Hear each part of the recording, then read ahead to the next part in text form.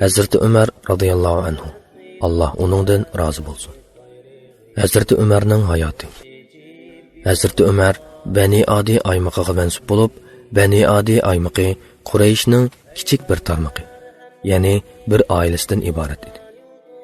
Ömerning dadisi Xattob qo'polligi va tosh yurakligi bilan hammaga tanilgan edi. Uningdan boshqa Quraysh kitaba Varaqa ibn Nawfal, Ubaydullah ibn Jahsh va Osman ibn Huvayris qatorliqlar bilan birlashib, butqa cho'qinadigan mushriklikka qarshi chiqqan jiyani Zayd ibn Amirga qilgan zulmi bilanmi nomi atrofga pur ketgan edi. Bu voqea mundaq boshlangan edi. Bir kuni Qurayshlar ibodat qilish, qurbonlik so'yish, diniy marosim o'tkazish uchun butlarning oldiga to'plandi. U kuni har yili bir qatim o'tkaziladigan bayram kunlarining biri edi.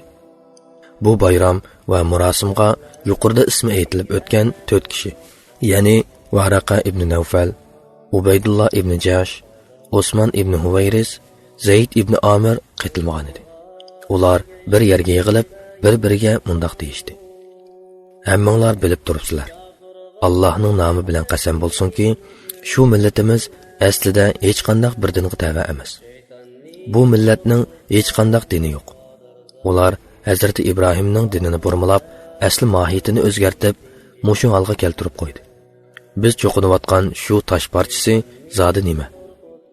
U hech nimani anglay olmasa yoki ko'ra olmasa, bizga hech qanday foyda ziyon yetkazolmasa. Birodarlar, biz birlikda o'zimizga haqiqiy bir din izlaylik. Qasam qilamanki, bizning hech bir dinimiz yo'q.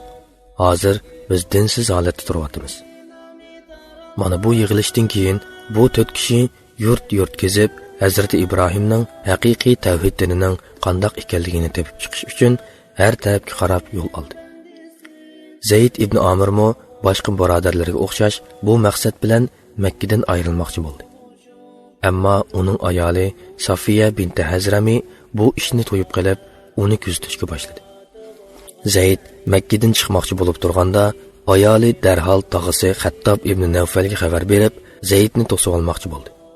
Xattob Safiyani bu vazifaga tayinlab, uni Zayd biror ishga tutish qilgan hamon menga tezdan xabar bergin deb ogohlantirgan edi. Zayd butparastlikka qarshi chiqib qolmay, yahudiylik va xristianlikni yoqtirmaydi. U faqat o'z xalqining dinini tark etib, butqa cho'qinish, lash, qon va butlar uchun atalgan qurbonliklarni yeyish qatorliq ishlardan o'zini tortgan edi. Shundaqla qizlarni tirik ko'mib etishga qarshi chiqdi. U o'z e'tiqodi to'g'riliq, "Men faqat Ibrohimning Rabbiga ibodat qilaman" deydi. Shuning bilan birga butqa cho'qingan xalqi bilan zidlashib, ularning diniga qarshi chiqdi.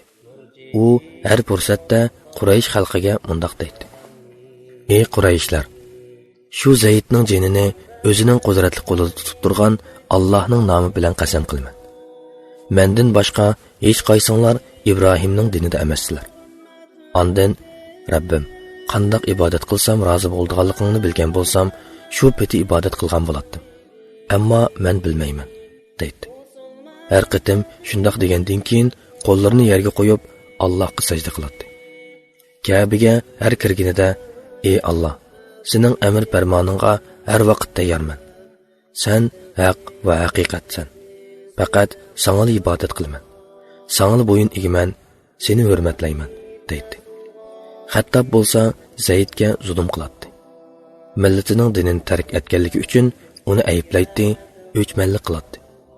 Makkadan chiqishiga har doim to'sqinlik qiladi. U Zaydga bakmi qattiq qo'l bo'lib, uningga qilcha rahim qilmay, tosh yuraklik bilan muomala qiladi. Umarmo dadasining bu xuyini udum qilib oldi. U mo har doim Zaydga zulm qiladi. Hazrati Umar hijratdan 42 yil burun Makkada tug'ildi. Payg'ambar alayhisalomga vahiy kelganda u 29 yoshlarda edi. Vahiy kelib 6 yilgacha jaholiyat hayotini davomlashtirdi. Ya'ni Umar vahiy kelib 6 yildan keyin iymon etdi. Shundoq bo'lganda jaholiyatda 35 yil, islomda 30 yil yashagan bo'ldi. Hazrati Umar jaholiyatda 35 yil yashagan bo'lsa-mu, jamiyatdagi o'rni faqat o'smagan. Tangtushlar orasida hech qanday nom chiqarilmagan edi. Agar islom bo'lmagan bo'lsa, Hazrat Umarning nomi chiqmagan. U o'lgandan keyin hech kim uning nomini tilga olmagan va aslabmi qo'ymagan bo'ladi. Jaholiyat davrida u faqat Qurayshlar bilan boshqa arab qabilalari orasida o'qishmaslik yuz bergan chog'larda ikki taraf orasida bir xil elchilik vazifasini o'taydi xolos. Bu faqat bir shakldan iborat edi. Aslida Qurayshlar urushxumor xalq emas. Ularning qahramon yoki jangovar degandek nomlari faqatli yo'q bo'lib, ular shaharlarga joylashgan va tijorat bilan nafilashadigan bo'lg'achqa, har doim bexatarlik va muqimlikni yashashni orzu qiladigan, hammadan avval moddiy manfaatlarni o'ylashadigan xalq edi. Ular haramda xotirjam turmush kechirdi. Buning bilan birga boshqa arab qabilalarining orasida Qurayshning hurmatga sazovor o'rni bor edi. Shunga boshqa qabilalar Qurayshga qarshi chiqmaydi. Ularga behurmatlik qilmaydi. Chunki ular hurmatlagan kishilar Ka'baning ishlariga ega bo'lg'uchilar va o'zlarining qo'shnilari edi. Shuning bilan birga ular Hazrati Ibrohim va Hazrati Ismoilning xotirasi. Dunyoda tunji bo'lib yasalgan qurilish Ka'bani har yili ziyorat qiladi, ya'ni haj qiladi. Qurayshlar bo'lsa kelgan ziyoratchi qabilalarga sahibxonlik qiladi. Ularni kutadi, suv ehtiyojlarini qamdaydi va bexatarlikni qo'g'daydi. Qurayshlar Bani Qanon bilan birlashib Bani Qaysga qarshi jang elib borgan vaqtda Hazrati Umar texi kichik bo'lib 3 yoshga kirmagan edi. Bu Hazrati Umar yashagan jaholiyat davrida Qurayshlar bilan boshqa qabilalar orasida chiqqan eng oxirgi jang bo'lib, bu vaqtlarda elchilik degandek ishlarmo bak ko'p emas edi. Hatto shundoq deyishga bo'ladiki, jamiyatda Hazrati Umarning hech qanday roli yo'q bo'lib, bak cho'nglardan hisoblanmaydi. U mansub bo'lgan oilaning a'zolarimi bak oz, ham xuddi Banu Abdumanaf, Banu Mahzun, Banu Abduddar va boshqalarga o'xshash odatdagi oilalardan edi. Shundaqla Hazrati Umar o'z oilasining muhim a'zosi hisoblanmaydi. Chunki Hazrati Umar yashagan jaholiyat davrining o'ziga xos bir yurish o'lchamlari bor bo'lib, kishilarning jamiyatdagi o'rni bu o'lchamlar orqali belgilanadi. Bu o'lchamlarning eng muhimi mol, boylik edi.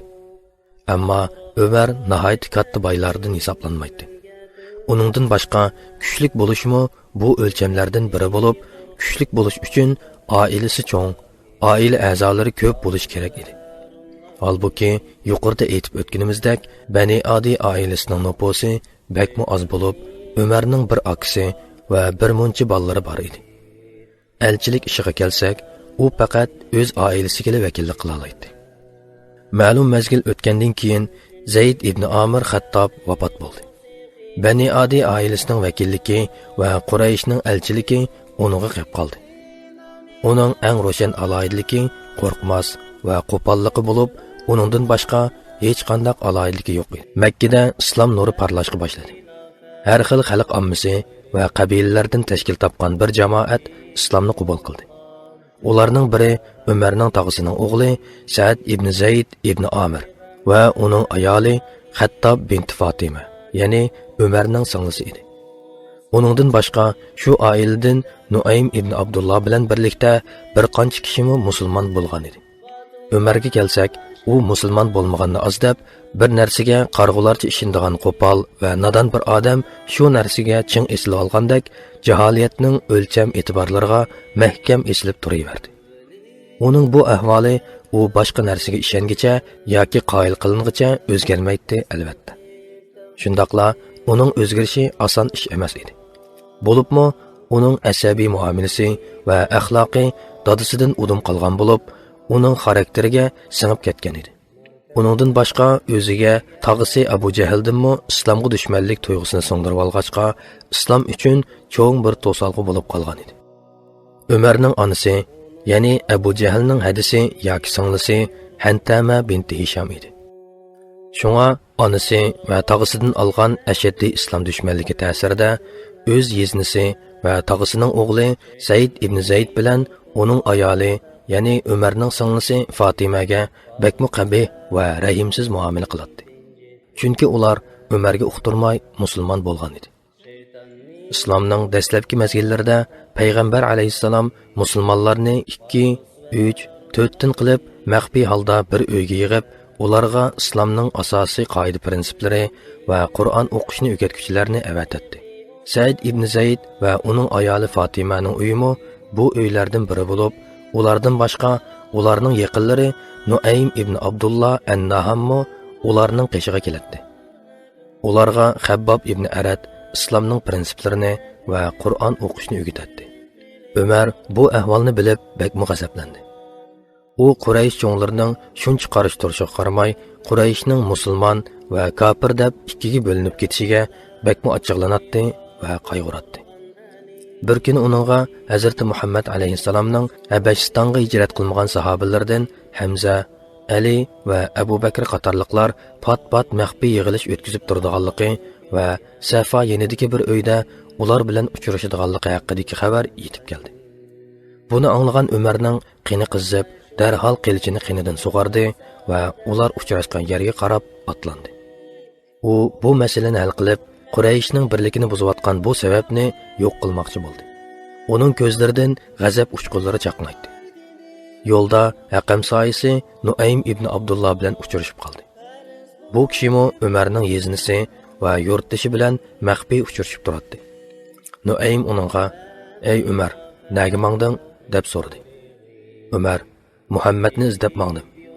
Shu Qurayshning birligini buzgan, dinini tark etgan va xalqning e'tiqodini masxara qilgan, ilohlarga kufrlik qilgan odam bor-ku, men uni o'z qo'llarim bilan o'ltiraman" deb javob berdi. Buni anglagan Nuaym payg'ambar alayhisalomning hayotidan andish qilib, uni qutuldirish va Umarning yo'linishini burib o'tish uchun: "Ey Umar, sen o'z nafsingga yengilibsan. Sen Muhammadni o'ltiribsan, Bani Abdumanaf qabilasi seni bo'sh qo'yib beramdi. Undaq bo'lgan ekan, uyingga qaytib, avval o'z oilangni boshqarib olsang bo'lmamdi" dedi. Umar bu gapni anglab, "Qaysi oilani deysan?" deb so'radi.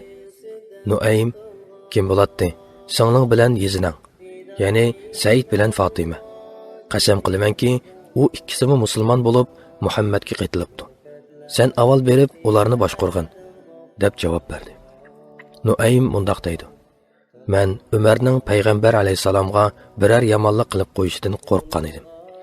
Agar rostilla uningga yomonlik qilmoqchi bo'lsa, Said bilan Fatimaga qilsinki, payg'ambar alayhisalom suiqasddan qutulib qolsin deb o'yladim."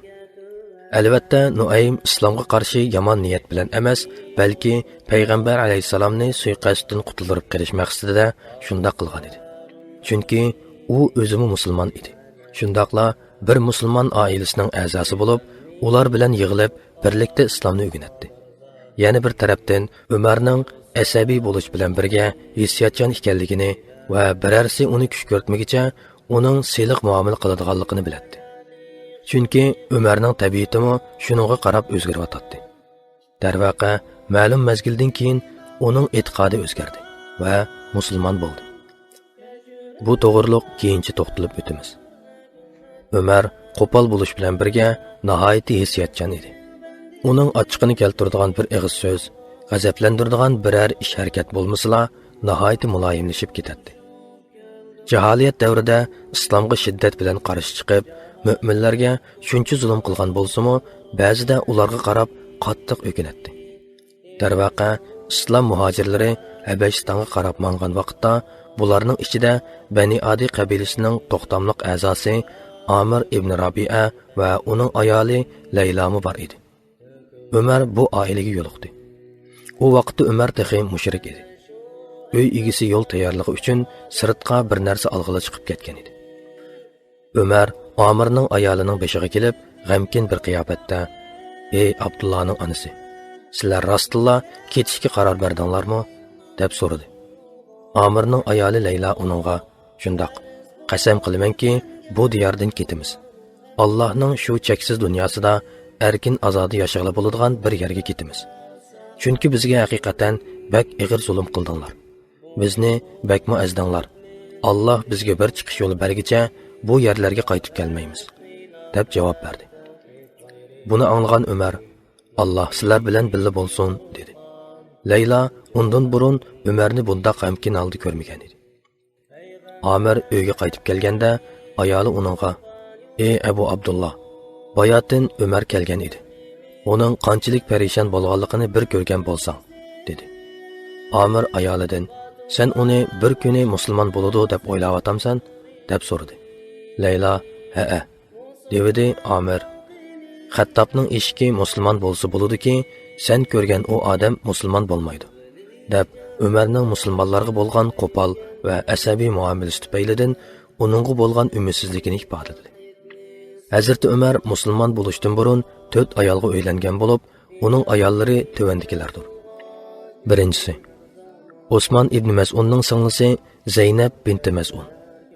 Bu ayol Hafsa onamizning onasi bo'lib, Hazrati Umardan tuqqan bu qizdan boshqa Abdurrahman al-Akbardan Abdullah ismli bir o'g'ilni tuqqan edi. Ikkinchisi, Sabi'a. Hazrati Umar bu ayoldan balaliq bo'lmagan. Uchinchisi, Ummu Kulsum Malika binti Amr Xuzay. Bu ayol Qurayshlarning eng palvonlaridan biri hisoblanadigan Abdullahni tuqqan edi. Hazrati Umar xalifa vaqtida uni suiqasd bilan o'ltirgan Abu Lu'lu'ani kuch ko'rtganligi va suiqasdni uning bilan birlikda planlaganligi olg'a surilgan Ironlik Hormuzonni ana shu Abdullah o'ltirgan edi. Abdullah Siffin jangida Muaviyaning sepida turib, Hazrati Aliga qarshi jang qildi va shu kuni o'ldirildi. 4. Qariba binti Abu Umayya Mahzumi. Hazrati Umarning bu ayoli Payg'ambar alayhisalomning ayollaridan Ummu Salamaning singlisi bo'lib,